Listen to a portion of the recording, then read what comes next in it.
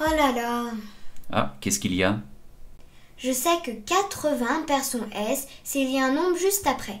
Mais ma grand-mère m'a dit que 80 millions écrits comme ça, c'était faux. Qu'il fallait lui ajouter un S, du pluriel, et en plus, il y avait trop de traits d'union. Je comprends plus. Tu peux m'aider? Sans problème. Effectivement, l'orthographe des nombres paraît parfois un peu compliquée. Mais si tu écoutes bien ce que je vais te dire et que tu t'entraînes aussi à écrire les nombres, je t'assure que tu seras capable d'écrire n'importe quel nombre et sans erreur. Mais il y a trop de nombres. Je saurais jamais tous les écrire. Eh bien si, j'ai une bonne nouvelle pour toi. Les mots qui permettent d'écrire la plupart des nombres ne sont pas très nombreux. Ah bon? Oui, je t'assure. Regardons les premiers. Il y a 0, 1, 2, 3, 4, 5, 6, 7, 8, 9 et 10. Tu les as appris lorsque tu étais plus jeune. Ah oui, je les connais bien. Leur orthographe provient principalement du latin, comme le reste des nombres d'ailleurs. Autre chose qu'il est important de savoir pour l'orthographe, c'est que chacun d'eux est un déterminant, numéral, c'est-à-dire qu'il désigne un nombre, et ces déterminants sont invariables. Leur écriture ne changera pas. Pourtant certains mots changent, non? Oui, ils ne sont que 3 déterminants à le faire. Tiens, il y en a un d'ailleurs dans cette liste. Ah, alors, où est-il? Ici. Non, tu vois, on dit bien les 4 amis. 4 est invariable. Même si on a très envie de mettre un S, car il se termine par un E, alors que les mots qui l'entourent ont bien la marque du pluriel. Non, ce déterminant c'est 1, qui peut devenir féminin. Par exemple, il a écrit une page. Ah oui, et moi qui cherchais à mettre un S. Continuons ensuite avec 11, 12, 13, 14, 15 et 16. Tu as remarqué qu'il y a un Z pour chacun de ces nombres, et que le son est dans 13 et 16 s'écrit avec EI. Oui, mais bizarrement, c'est pas ceux-là qui me paraissent les plus durs. Ça ne m'étonne pas. Comme je te l'ai dit, ils sont invariables. Il suffit de les apprendre correctement une fois et c'est fait pour la vie. Poursuivons avec 17, 18, 19. Là, on peut se rendre compte qu'il n'y a pas de mots nouveaux. On voit par exemple 10 et 7, que tu connais déjà. Et ça va être de plus en plus le cas avec les nombres qui vont suivre. La seule nouveauté, c'est le trait d'union pour lier ces mots. Il a pris de l'importance depuis les derniers changements de l'orthographe. On doit placer un trait d'union entre chaque mot qui compose le nombre. Comme ici, dans 2 17 021, on peut voir 7 traits d'union, alors qu'avant, il n'y en aurait eu qu'un seul. Uniquement pour le nombre inférieur à 100, ne possédant pas le mot « et ». Ah, c'est pour ça que ma mamie disait qu'il y avait trop de traits d'union. Oui, c'est la grande modification qu'il y a eu pour les nombres. Mais les deux écritures restent justes.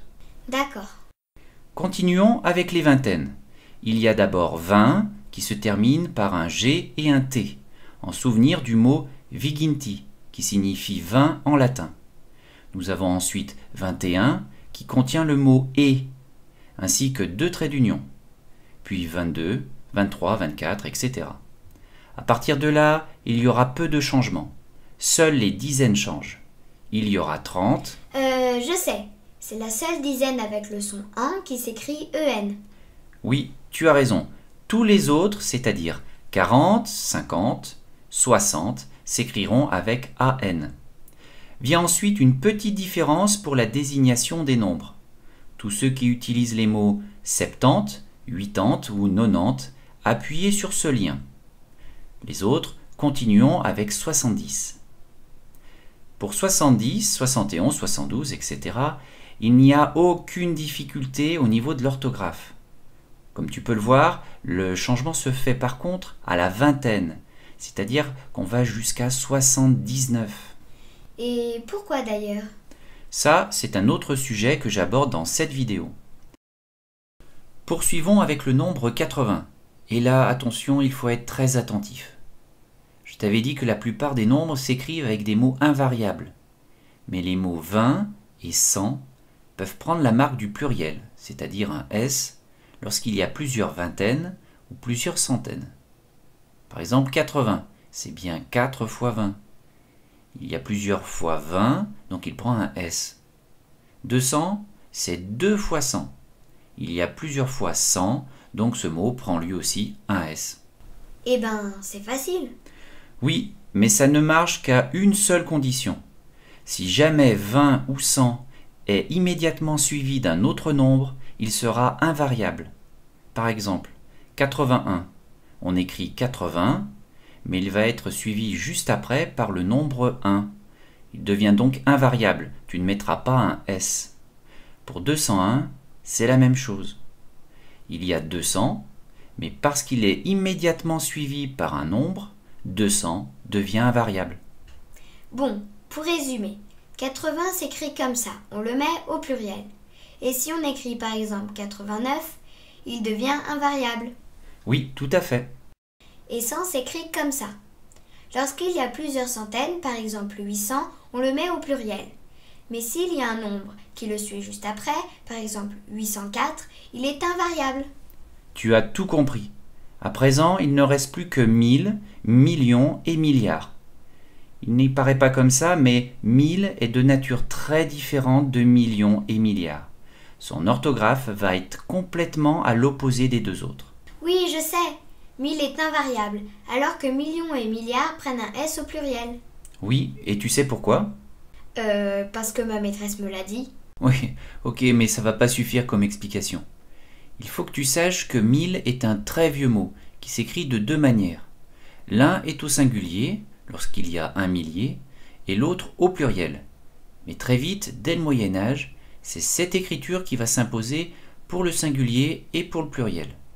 On utilisera 1000, M-I-L, uniquement pour écrire les dates, notamment celles que tu peux voir dans les actes de naissance ou de mariage. Tu regarderas. Et puis ce mot n'a pas complètement disparu, puisqu'on continue à prononcer 1000, alors que normalement on devrait dire mille, comme fille. Ah oui, j'avais jamais fait attention. Quant à millions et milliards, ce sont deux mots inventés au Moyen-Âge et à la Renaissance. Ils ont pour but de classer un nombre pour lui donner une certaine valeur. Par exemple, 2 millions, 2 sera placé dans les unités de millions. 2 milliards, 2 sera dans les unités de milliards. Mais tout seul, millions ou milliards n'expriment aucune quantité. Ah bon ? Oui, pour te rendre compte, tu n'as qu'à imaginer que tu gagnes 1000 euros. Ah ouais ! C'est sûr, c'est bien. 1000 représente donc une quantité. C'est un déterminant, il est invariable. Maintenant, imagine que tu gagnes millions d'euros. Hein ? Combien ? Millions d'euros. Tu vois, il n'y a pas de quantité. C'est pour cela que les spécialistes de la grammaire les ont placés dans les noms. Ils s'accordent quoi qu'il arrive. Attends, ça veut dire que s'ils ne sont pas comme tous les autres, lorsque j'écris 200 millions, 100 prend un S alors, car million n'est pas vu comme un nombre. Oui, Par contre, lorsque j'écris 200 000, 100 n'a pas de S à la fin, car 1000 est un nombre. eh bien voilà, tu viens de répondre à la question du début. À 80 millions, par exemple, il y a un S à 80, car le mot million n'est pas perçu comme un nombre. Bon, je crois que ça va un peu mieux quand même. 1000 merci. Mais de rien. Avant de finir, je mets ici un lien pour une vidéo flash sur le même thème, une vidéo pour s'entraîner à écrire les nombres, et enfin les vidéos sur l'orthographe d'une fraction ou d'un nombre ordinal, c'est-à-dire les mots comme premier, deuxième, troisième, etc. Ah super. En attendant, je vais vite parler à ma mamie de tout ce que j'ai appris. Je suis sûr qu'elle va être ravie. Allez, à très bientôt.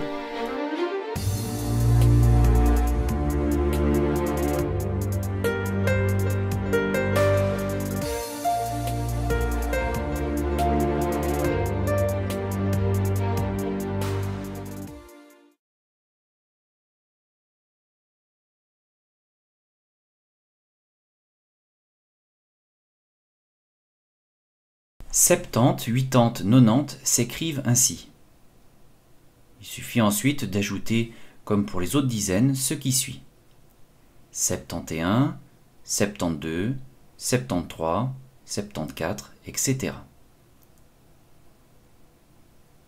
Ensuite, je sais qu'une majorité de francophones prononçant 70 et 90 utilisent le nombre 80, mais d'autres disent 80. Donc allons-y. Il y a 81, 82, 83, 84, etc.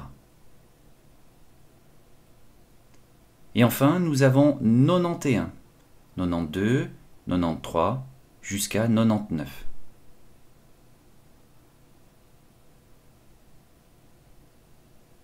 Et poursuivons avec les nombres 80 et 100 en cliquant sur ce lien, faute de quoi nous allons arriver très rapidement à la fin de la vidéo.